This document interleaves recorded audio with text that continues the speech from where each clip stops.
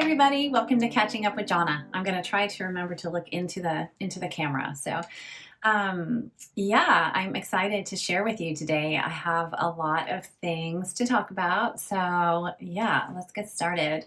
I'm going to have Kim put in a little bit of footage of me organizing the yarn stash this morning because I went through and took all of it out and I wiped the shelves with, it's disinfectant, but it's not the natural kind with essential oils in it. So it smells like thyme, which I think the bugs don't like. I don't have any bug problems, but I just want to make sure that I am on top of it. So every 3 months I have these moth traps, come in the mail so that I know when to replace them. So yeah, I'm just getting ready to replace the new traps. So, and I've never caught a moth, which I guess is a good thing.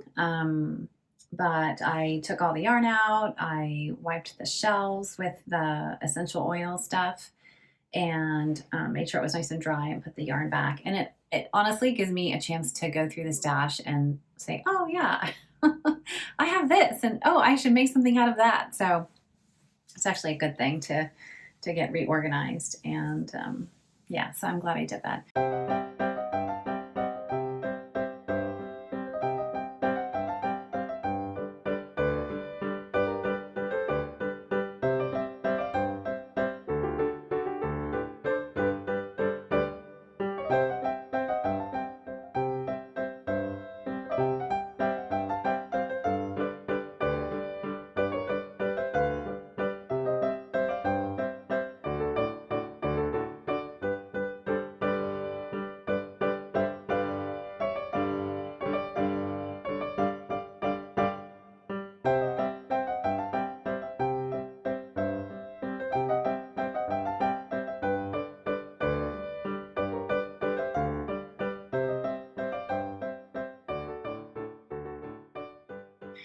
So let's see. The first thing I want to talk about is this table I'm sitting at, and I think you'll get a little glimpse of it in the video of me doing the yarn. But I was watching Sarah from It's a Sarah podcast, and she tells a story about finding this table on the side of the road.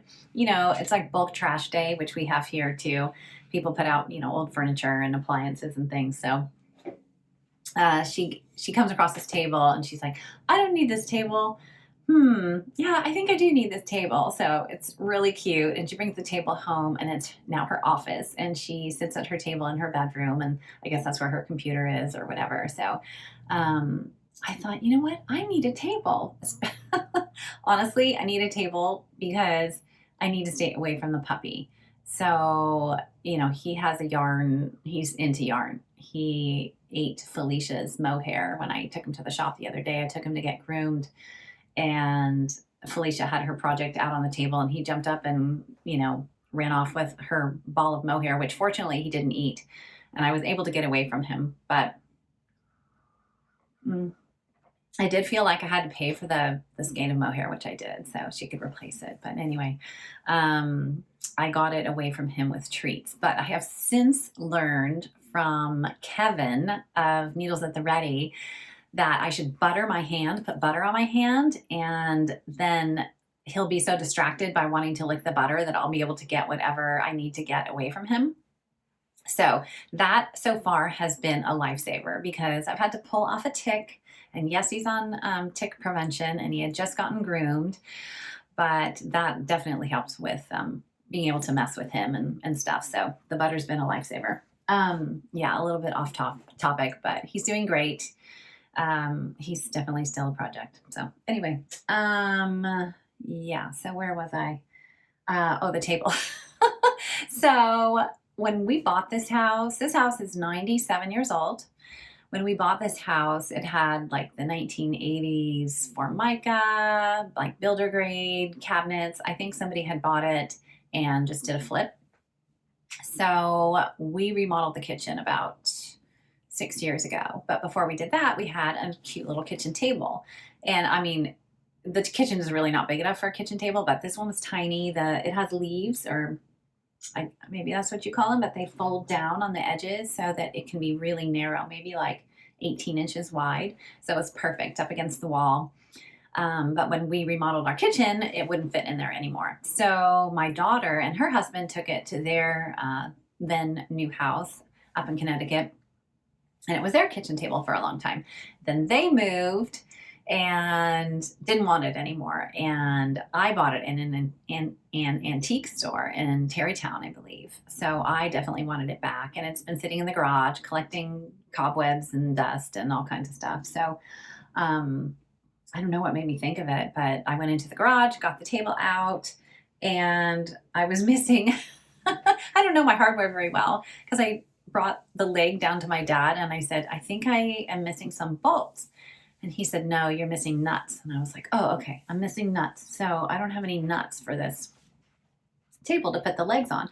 So he took a leg down to the hardware store and got me some nuts, and I was able to put the table together. So anyway, it's sitting here in front of a window, so I can see the backyard and the squirrels, and the forsythia has just started to bloom.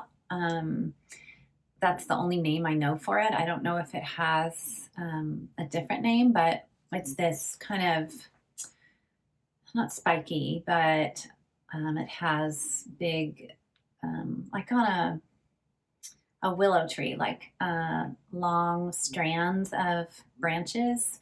And there's probably a better name for that, but it has these bright yellow flowers on it. And I feel like that is the harbinger of spring. As soon as the forsythia blooms, that yes, spring is in fact upon us. So it was beautiful today. It's like 60 degrees. I don't know what that is in Celsius, but yeah, it was lovely. So yes, that's why I have a table, and I'm sitting here at my table, and I have my computer and my little cart with all my notions and stuff, and these yellow notepads I have everywhere so I can write stuff down. And yeah, I feel very organized. So, okay, so let's get into the knitting. I have recorded myself doing some sock making. So you might remember, if you are a longtime viewer, that Kim and I started these 2 at a time socks out of Yarn Love Yarn, and we both had a kit, and she's knitting hers concurrently. So on the same long circular needle, she's knitting 2 at a time socks. I started out knitting 2 at a time socks on one needle, and I quickly said, you know what, I like sock knitting, but this is not fun for me. So I split them onto 2 needles and continued knitting them, at the same time, but on different needles. So I don't know why, but I must have been on a road trip or something. So I grabbed a sock and I thought, you know what, I don't have time to put in a heel. I don't want to stop and think about that. So I'm just going to keep knitting and knitting and knitting. So I'll have Kim insert a picture of my long sock. So I started with a cuff, and I knit a tube, a 24-inch tube, and then I put on a toe. And so my plan was to cut the tube into 2 12-inch long pieces. I arrived at 12 inches because I just took a pair of socks that, I have some on my feet, but took a pair of hand knit socks and just measured from right below the cuff to the top of the, contrasting toe. And it was 12 inches without the heel. So that's how I arrived at that number. And so I'll have her put in the little video of me cutting the sock in half. Now, that old adage, measure twice and cut once, applied here, because I counted my rows and somehow I screwed up, and I ended up with a sock that was at least 1.5 inches shorter than the other sock. So I had to pick up my stitches, knit another like 19 rows to get them to be the same length. So yeah, oops. Anyway, yeah, full disclosure, like keeping it real. And the other thing was, I realized I did not have good scissors for cutting one leg of one stitch of fingering yarn. So I stopped at Michael's, which is one of those big box craft stores. Oh, in fact, I forgot to grab my yarn from downstairs, but I bought these itty bitty, tiny, super sharp scissors. And I definitely struggled with my first cut, which you might see in the video. I don't know.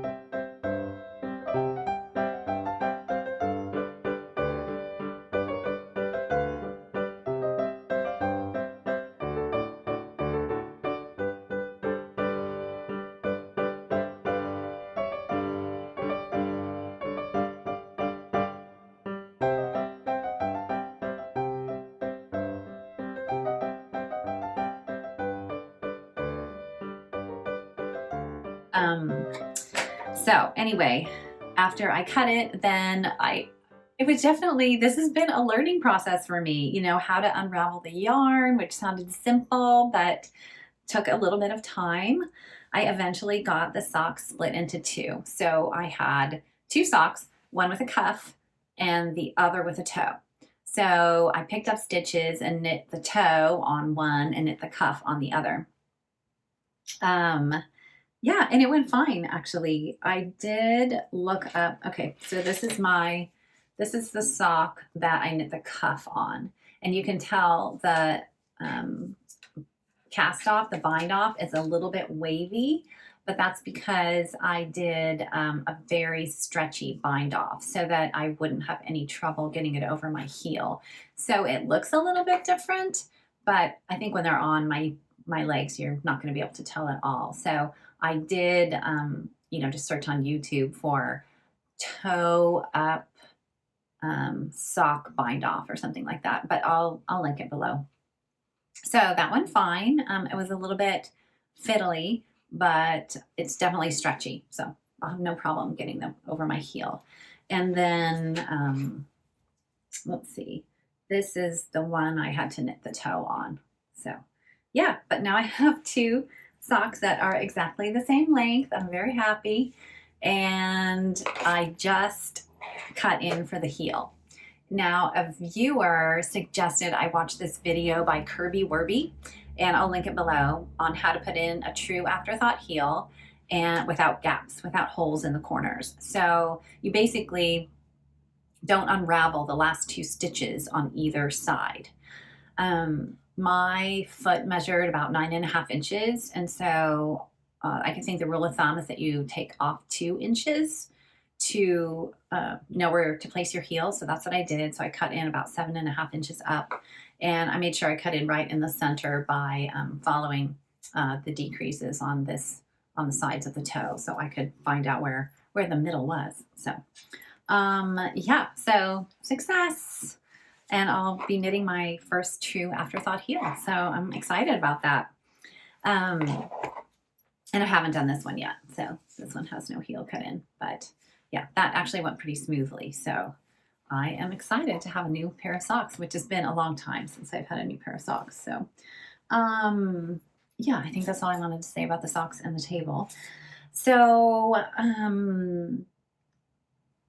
let's see. On the way to my daughter's house in Connecticut, there is this farm, and it's called the Hickories, and it's a family farm that's been in operation for 250 years, and it's in a neighborhood, and it's just quintessential New England small farm. And I think they started with an acre. I don't know how many acres they have now, but it's this white kind of clapboard, is that a word?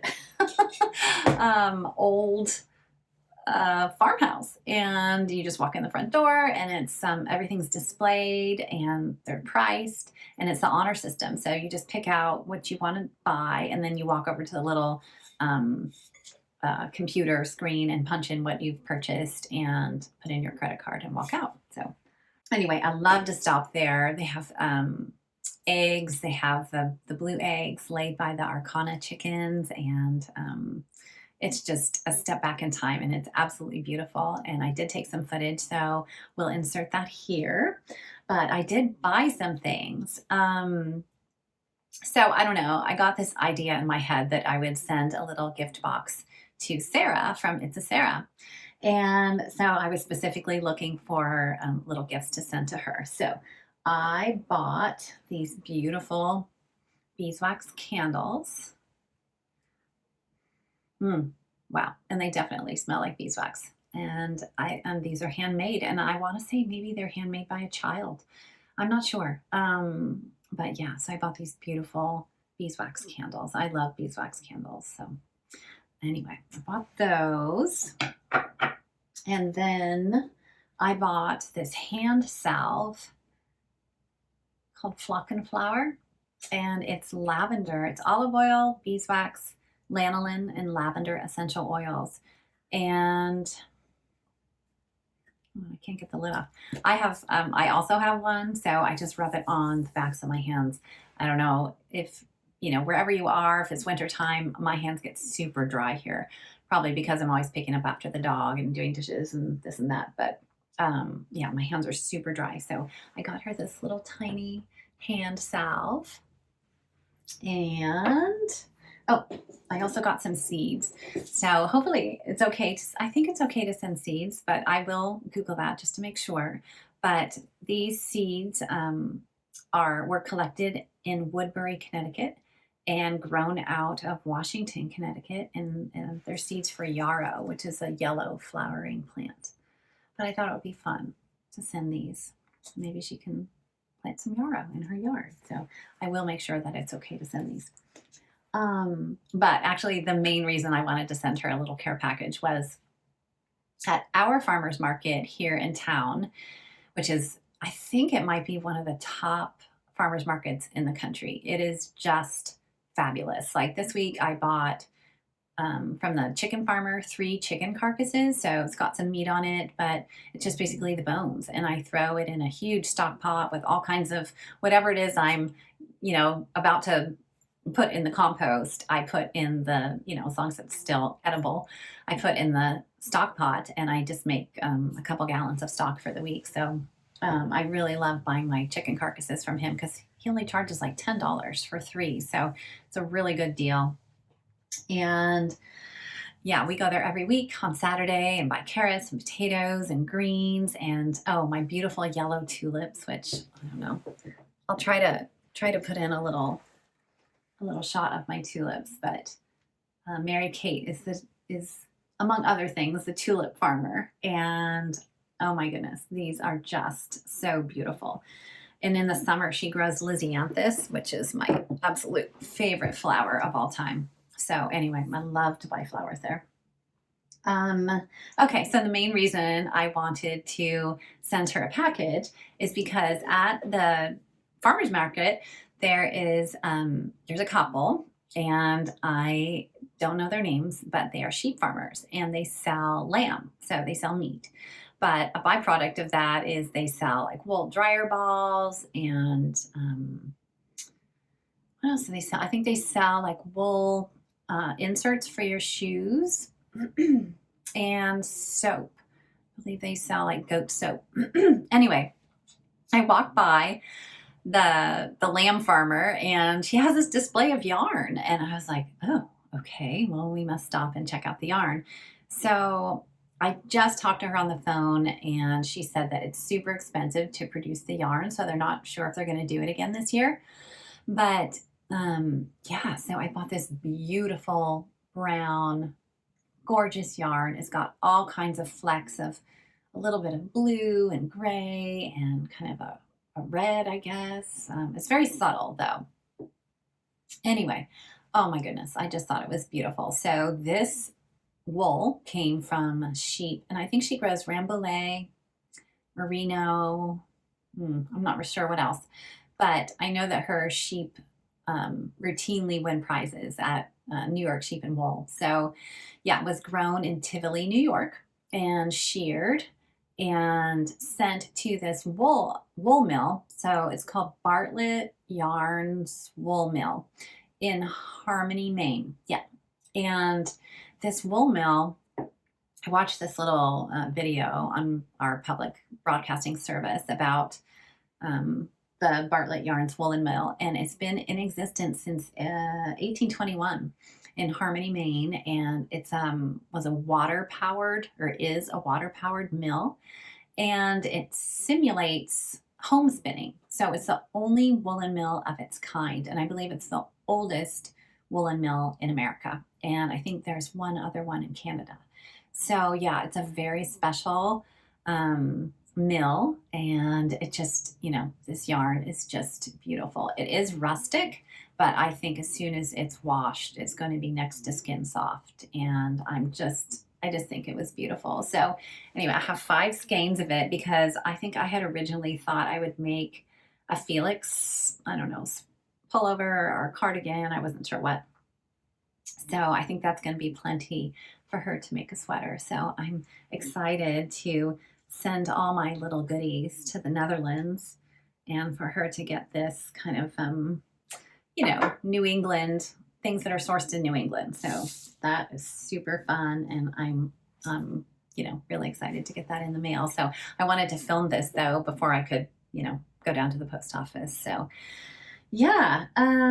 Anything else about the knitting? I guess mainly the socks. I have been working on my Amy slipover, and the cowl is about 5 inches long, and it's supposed to be 8 inches long. And it is taking some time, but it's in the round, so no biggie. And then I'll pick up around the armholes for the ribbing and do those long ties, but they're not that many rows. I've been kind of dreading it, but I think it's going to be fine. And then I want to get back to my academic vest and my Delia sweater. So hopefully I'll have something new to wear in our next podcast. We have already filmed our April podcast, and a funny thing, we film it in March. So I'm thinking, oh, I should have not worn my April cardigan. I should have waited an episode, but silly, it's going to air in April. So I wore my April cardigan, which I absolutely love. And I was going to wear a cardigan today, but it's too warm. So it's not an attic room, even though it kind of looks like it. It has that like a dormer ceiling, but it's over the garage, and it's either too warm or too cold. So anyway, but I love my 97-year-old house. I love all its creaks and cracks and oddities and old windows and creaky floors, and yeah. So all right, so I think that's it. Thanks for joining me. See you next time. Bye.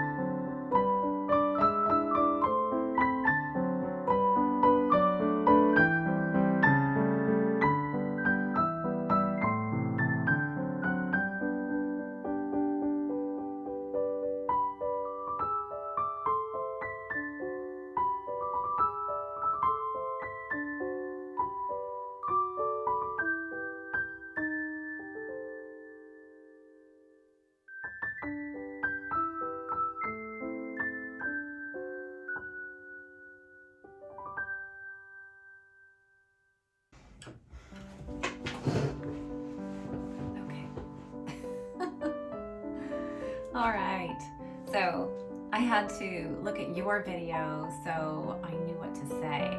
Like, how are we doing this introduction? So anyway, it's gonna be good because I'm gonna pretend that I'm talking to you, and then I won't be nervous. So yeah, I think the lighting's okay. Sorry about the glare on the glasses. Like, not much I can do about it. Yeah, so all right.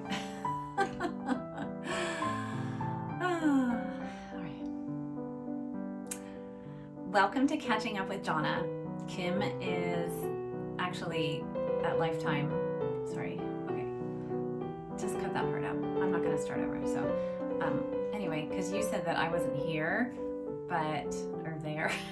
But anyway, we'll just go with it. All right.